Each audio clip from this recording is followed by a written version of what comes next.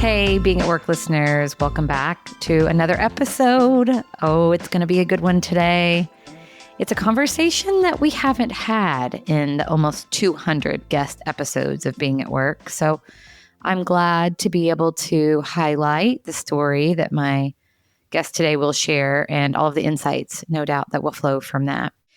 So our conversation today is a reflection on transitions at work. You know, a big part of our being at work involves change and transition, including the transition out of the business, however that looks. It's often a transition that's fraught with challenge, particularly when it's part of a layoff.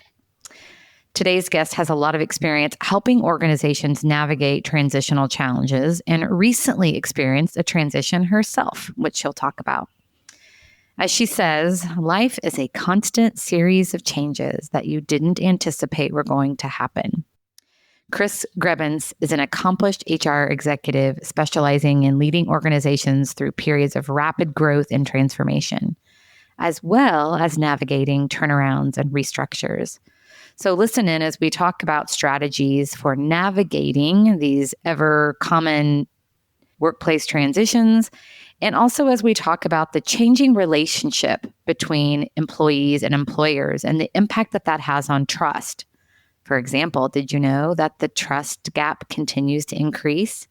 Only 23% of employees trust their organizations.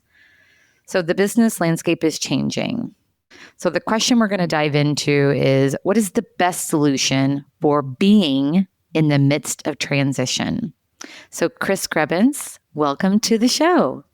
Thank you so much, Andrea. It's so nice to be here. I am thrilled to talk to you about this topic. Yeah, like I said in the intro, it's a good one, and it's a topic that I haven't done, even though we talk so much on this show about pivoting and navigating the natural challenges that life brings. I haven't had an episode talking specifically about being at work in the midst of a transition or an exit. So I'm grateful to you to bring that to life for us. So give us some context before we dive into that topic. Tell us a little bit about the journey that got you to where you are today.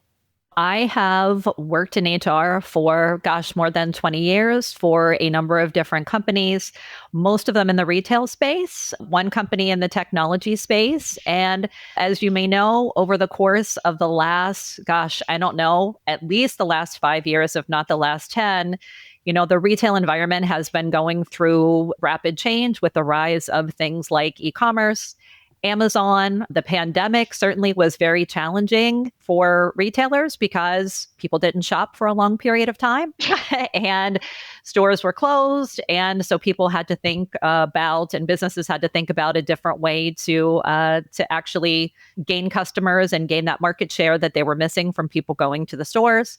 So I would say over the course of the past 5 years, many of the companies that I worked for have gone through really challenging transitions from a people perspective, from a business perspective, with changing sales and changing consumer demand. So it's been an interesting journey, to say the least. Yeah. When you look back even earlier in your life, like even like growing up and college, and, were you doing things or focused on things that would supporting transitions and the work that you would have been doing? It's interesting because growing up, people typically of my parents' generation would stay at a place for 30 years and then leave with a gold watch when they retire. I think one of the things that really formed me was sort of what happened to my dad over the course of his career. My dad worked in banking, and towards the tail end of his career, some of the banks sort of gobbling up each other, and he wound up, sort of losing his position over the course of time. So after 25 years at one company, he lost his job because they sold off his division. Then he went to work for another company for a number of years, and then they sold off his division. Then he went to work for another company and they sold off his division. So, I watched him go through transition where, again, people of that generation should have had a 30-year career and left with a gold watch, or 40 years or whatever the time frame is.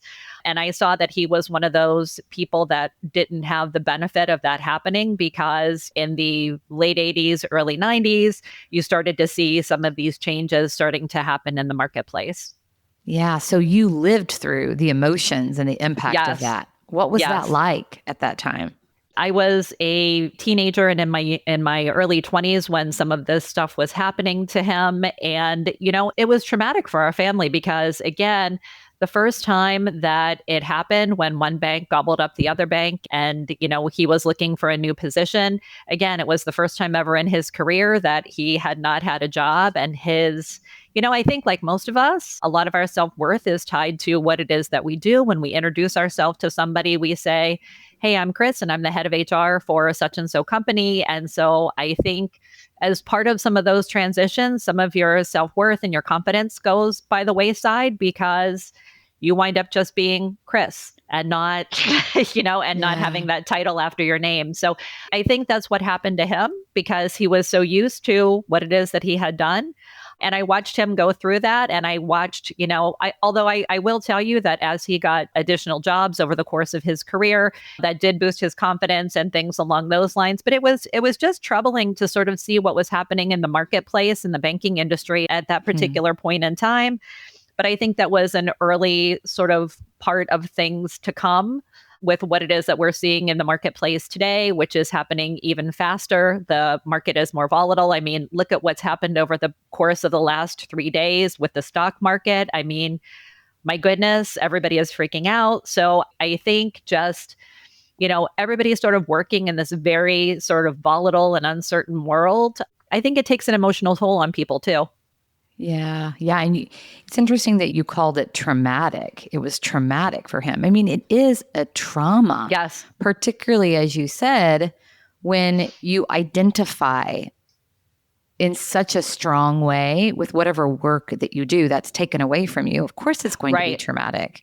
And of course, along with that is things like finances, right? Yeah. I mean, there's a lot of people that are not prepared for these kinds of things to happen. And so, how do you set yourself up emotionally, financially, all of those kinds of things to just be prepared for anything like this to be able to happen in this, sort of very volatile world?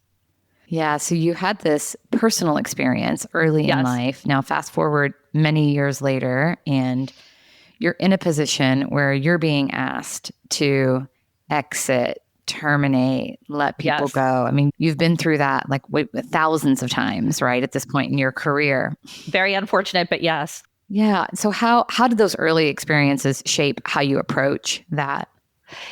It's really very difficult because when you are looking at having to do a reduction in force for a company, first of all, for the most part, when you work in HR, you're part of hiring all these people and bringing them on board. You're part of the performance appraisal process. You're part of helping them to get promoted and learning and leadership development and all of those things. You help them through, sort of personal crises and so forth. And then they become a line item on a piece of paper where you say, we have to cut such and so amount from our budget. And it's an exercise in really just looking at dollars and cents. And it's unfortunate, but you sort of have to disassociate yourself from the people that you know. And again, they sort of become a line item on a piece of paper, which is part of the hard part of all of this because everybody brings something really great to the table and you'd like to keep everybody but for forever. But, in some cases what happens with the business, you can't do that because of declining revenues or a lost contract or whatever the case might be. Yeah. So how do you balance that business perspective with the human being sitting in front of you, knowing that they're experiencing what your dad experienced many years before? Yeah, I always try to be very compassionate. And I tell people just because you don't work here anymore doesn't mean that you can't reach out to me and talk to me. Like, here's what it is that I'm going to do to help you. Please connect with me on LinkedIn if you haven't done that in the past. Here's the outsourcing help that we're going to provide you. And I think it's really important to make people know and understand that just because they don't work there anymore, it doesn't mean that we're not going to have that connection. It doesn't mean that I'm not going to do my best to help them land something else. And I think if you look at it that way and try to help people with the transition, you're probably doing the best that you can, even though you don't have another job for them. Yeah. Yeah, compassion goes a long way, Exactly. doesn't it? I mean, Exactly. it is a tough position. So just acknowledging that I know this is hard. Right. We're going to do what we can to help you. And there are business drivers. Absolutely. And I try to do what it is that I can personally to help people too. Like if I can connect them with somebody or whatever the case might be, I absolutely offer that up to folks. Yeah. What would you say for the individual going through that? I mean, you saw, gosh, if thousands of people you have exited over the course of your career, you probably saw 1,000 different responses. Exactly. And you get everything from anger to tears to virtually nothing when you're talking Right. to the person. And I think it's tough because you get all different kinds of responses. And it's because people are shocked and surprised for the most part. And there is nothing you can really do to prevent that from happening. So, again, I think that's where that compassion comes in. Well, and again, back to it's connected to someone's identity. And so it's an ego hit also. Absolutely. Yeah. So I know you have had personal experience recently. You said to me when we talked initially a few weeks ago, you said, gosh, I have been the one exiting throughout my career. I have never been on the other side until now. And it's a very different experience. I would say that I have been probably more fortunate than most because I have a very good network of people that I have worked with over the years and that I'm still connected to. So I would say to everybody who is listening, always have a great network of people, not when you need them, but just to sort of always have them, see how you can help people because, when you need help, you can reach out and they will help you as well. I think networking is incredibly important, especially in today's world where you send a resume to somebody, you apply through LinkedIn or whatever. You're one of hundreds or thousands of people that are applying, and, the poor recruiting team on the other end has probably been downsized, and there's probably a human being that is trying to recruit for 10 or 12 jobs with 1,000 resumes per. So, you may not get a response. So it would be much better if you know somebody on the inside or you have a friend who's a recruiter who you can work with. So that networking thing is something that is incredibly important for people to have. And I would also say to people too, you know what? If there's an opportunity for you to have a side hustle too, Yeah. because, and again, in today's world, you just never know what's going to happen. So, have another opportunity for you to make money in the event that you needed to rely on that, sort of full time for a period of time. Yeah. So good strategies, the networking, leveraging your connections and your people, the side hustle opportunities as a way to maintain stability and income. What about the feelings associated with being exited? I mean, going back to your dad, it was traumatic for him. Right. What, as in your personal experience and then the folks that you have led through this, what do you find is helpful in navigating that kind of transition? Yeah, I think for most people, the initial thought is sort of disbelief and probably a little bit of panic that, hey, am I ever going to work again? And I mean, while there are cases out there where you have people who, may not have ever worked again in their field, I think those are probably few and far between. I think that having confidence that you will find another role, but it may be difficult to do that in sort of the environment that we're in right now. So again, back to the networking piece and making sure that, you stay connected with people, I think is important. But I think trying to wrap your head around like things will eventually be okay. They may not work out on your timeline because nothing literally ever works out on your timeline, as you know, right? And everything, especially from a hiring perspective, everything takes longer than you would like it to. If you lose a job on Tuesday, by Friday, you already want to have something else lined up so you can go ahead and start on Monday, when in reality, the hiring process is probably 60 or 90 days on the short end. And so you just have to figure out how it is that you can be patient during that period of time and how you can take care of yourself and get yourself into a new routine, which doesn't include spending 10 hours a day on LinkedIn, going for a walk, taking care of yourself, taking care of your mental health, taking care of your physical health, making sure that you're sleeping, making sure that you're eating good, nutritious food, making sure that you're working out. I mean, all of those kinds of things might sound kind of trite, but the only person who can get a job for you is you. And if you're not in your best physical condition and your best mental condition, you're not going to interview well either. Yeah, it's like staying in the game. I have a dear friend who was part of a layoff a few months ago, and his wife is one of my best friends. And so she's texting me, can you please help him? He won't listen to me because he's like taking himself out of the game. You know, he's lost a lot of confidence. And so he's not doing those healthy behaviors that you described. And it's also an opportunity too for you to do some learning. You know, I have a lot of my HR certifications. So now is the time for me to do some learning to make sure that I can continue those certifications and I can meet the requirements when it's time for me to go ahead and renew them. This time has given me the opportunity to reconnect with people like you and to rebuild some of those relationships that I had earlier in my career. And I'm really grateful for it. So I'm trying to look at this as an opportunity to sort of rest, relax, reset, and to try to see like what the next phase of my career looks like. Is it going to look like having a full-time job with somebody? Is it going to look like doing some interim work? Is it going to look like being a contractor? What is it going to look like? How do I sort of at this point in my career start paying it forward to other people who have helped me in my career and to the younger generation that's coming up? How do I help them to be successful? Yeah, I appreciate the exploration that this has allowed you to do. I mean, it has in some ways freed you up, right, to explore and see what's possible.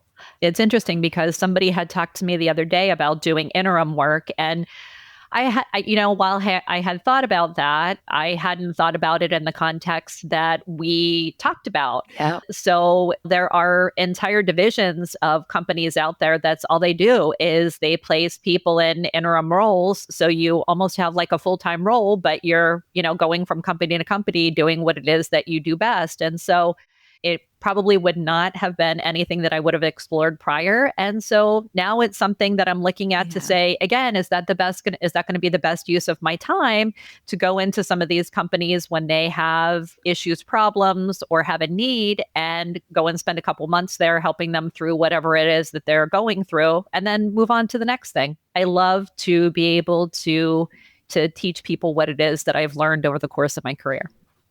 Yeah. So I'm hearing a lot of like your attitude plays a huge role. You are choosing to see the opportunity, to see the upside, to stay in it. And no doubt you have your moments. Of course, you're going to have moments of doubt and uncertainty and those, oh shit moments. What am I doing? Absolutely. But I think anybody has that. I mean, even when you're regardless of the situation. Even when you're working, I've talked to a lot of leaders, especially women who have what you call imposter syndrome. I remember one time somebody is saying to me, Chris, I really feel like I'm wearing my mother's pearls and like somebody is going to find out that I really don't know what it is that I'm doing. And I said to her, look, everybody is just working on their experiences, right? I mean, most of the stuff that you have in textbooks is not what it is that happens in real life. I mean, who could have predicted what has happened in the stock market over the past couple of days? How are you going to react to that? I mean, people are going back in history and saying, okay, here's the last time this happened. Here's what the outcome was. Is that what's going to happen this time? We don't know because we've never been through a situation like this. So you take your experiences and say, how do I relay them to the situation to try to impart knowledge and make my best guess as to what I think is going to happen here and how we should react to whatever the situation is. Yeah, I'm leaning in hard right now to that quote. Like I'm doing the best I can with what I have where I am right now. That's exactly it. That is exactly it. It's all I can do. But there is something empowering about, on my morning walk this morning, I was reflecting and I was thinking, I get to choose. I get to choose how to respond to the situation. Right. So I'm going to stay off of social media I'm not going to Right. ask anybody. I'm just going to check in with myself and I'm going to make my own decision from where I am. Yeah. And I think, you know what? I think that in a lot of cases eases people's anxiety because when you're so tied into social media and you're trying to figure out what is true out there, Yeah. sometimes that's tough because Yeah. there's a lot of conflicting information. Yeah.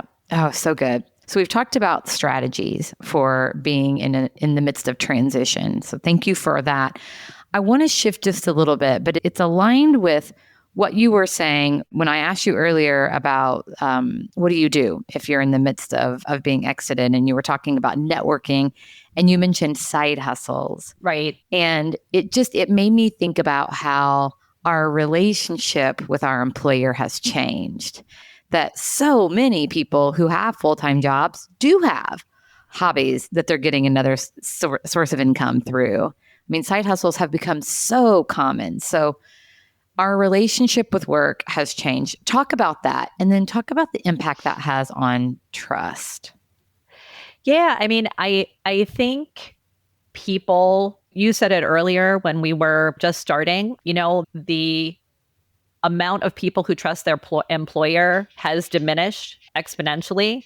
And so I think that has a lot to do with people deciding to have a side hustle. Because, I mean, when I think about trust, I think about like, is my company giving me the information that I need to be successful? Are they being honest with me about the finances of the company? And when they say the company is doing well, do they actually mean that? And do we have the numbers to prove that? Or are they just saying that to placate me so that, I stick around and don't worry because they don't want to air their dirty laundry? And when you work for a company that is not a public company, in some cases, depending on the area that you work in, you may have no idea as to how the company is doing. Although I will tell you, in some of the companies that I've worked for, the people who were able to tell whether or not the company was doing well were the people that were working in the warehouse who were processing the orders. They would come and they would say, hey, you know what? We're not processing as many orders as we needed as we've done in the past. So I'm sure something is going on there, which is not something that you would know working in HR unless somebody in finance disclosed it to you. So I think, again, from a trust perspective, if companies aren't disclosing that information to you, I mean, people just worry, right? I mean, and of course, they have all the reason in the world to worry because they're putting their financial health and their family's financial health in the hands of the company. And you would expect the company to be open and honest with them, and your tenure not to end with being laid off because the company made some bad financial decisions several quarters ago. So I think in a lot of cases, the trust is broken because I don't think you see honesty where it needs to be.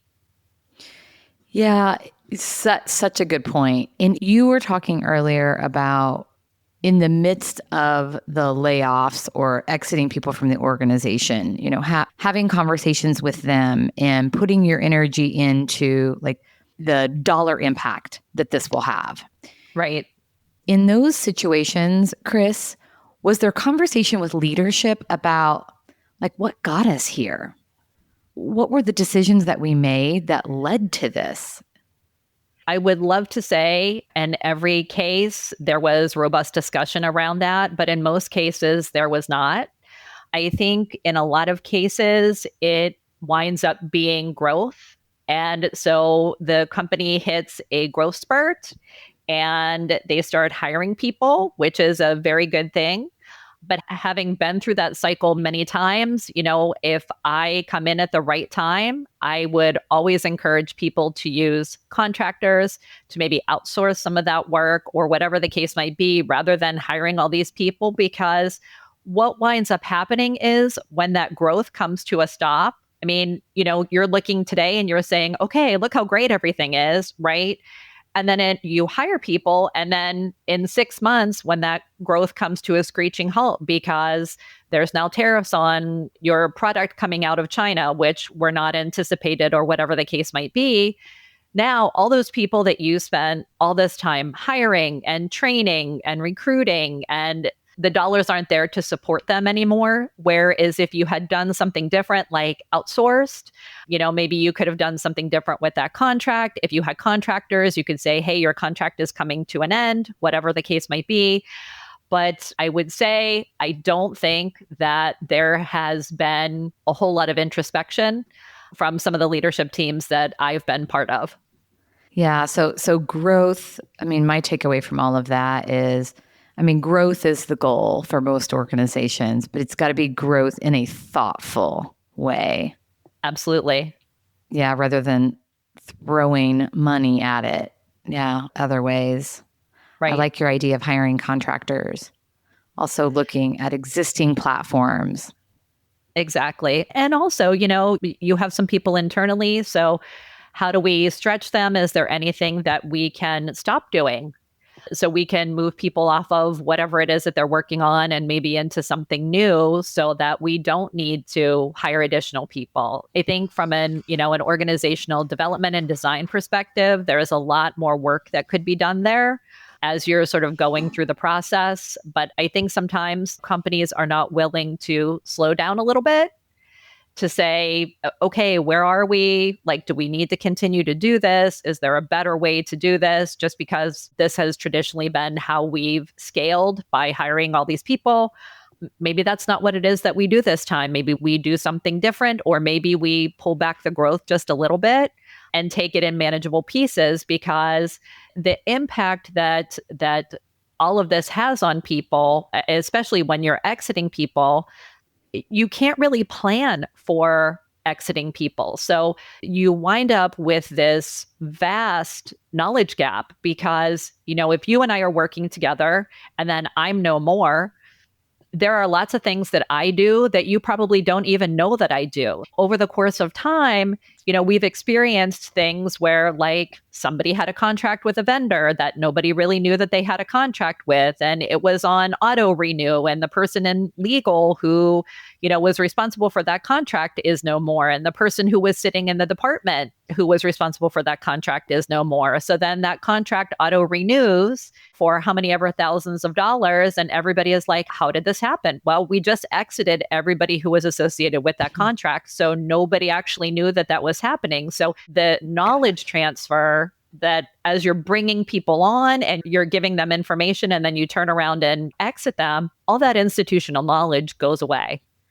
Well, so the implications of letting someone go are so much greater even than that one individual. It's the chaos that exists then on the other side of that.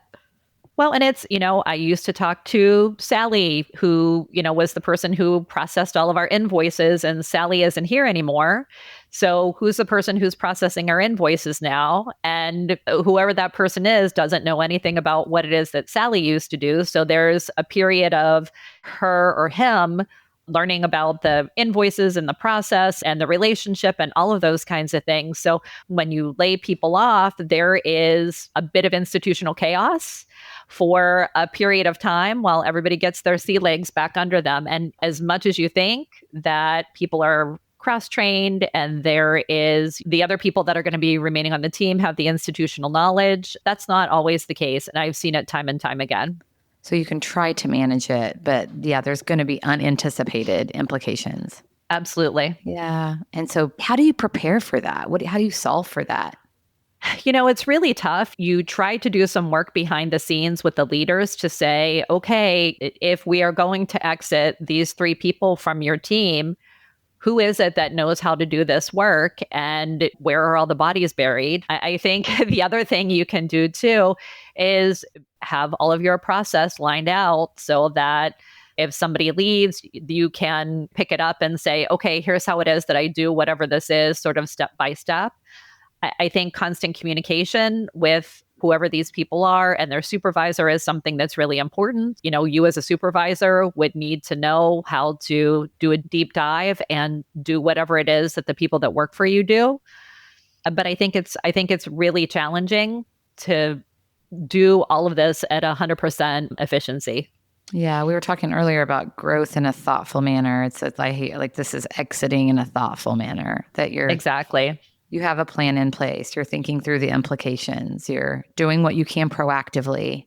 Exactly. Yeah, to navigate it. That seems to be the theme. Slow down and pay attention.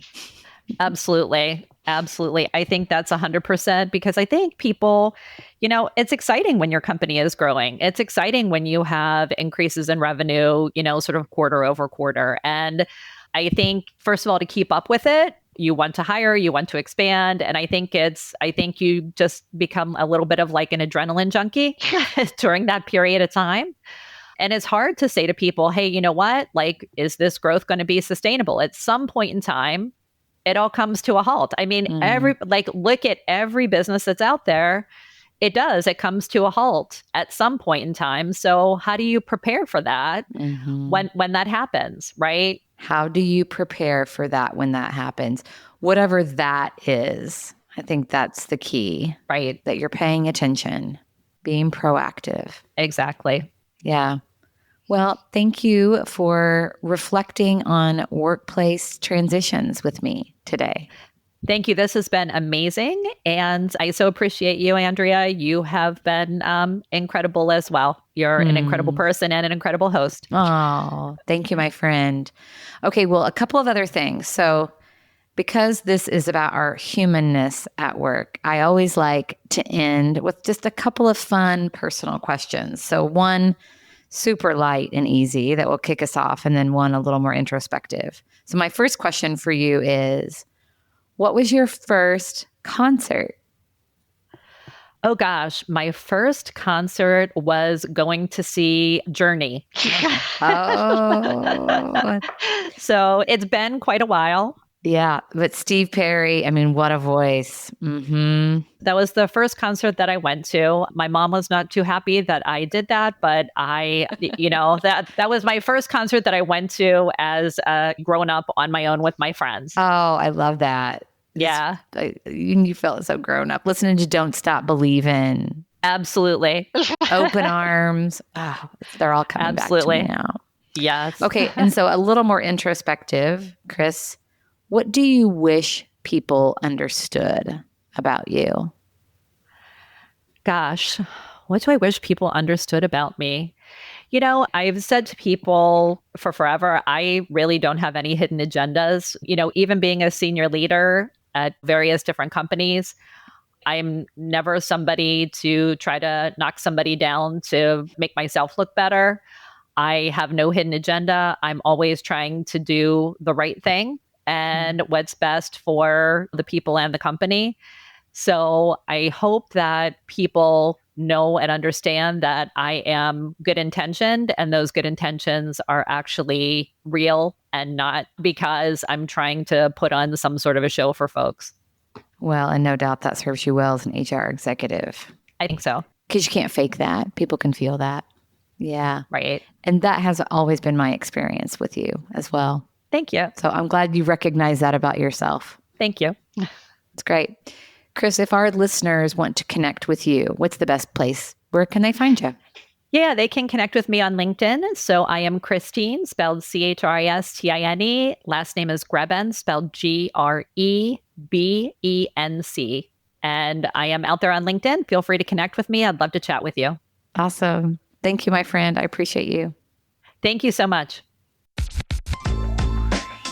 Thank you so much for tuning in to this episode. Let's connect to go a bit deeper. How can I help you? Looking for an executive coach, a facilitator for a team or leader engagement, or a high energy, heartfelt speaker?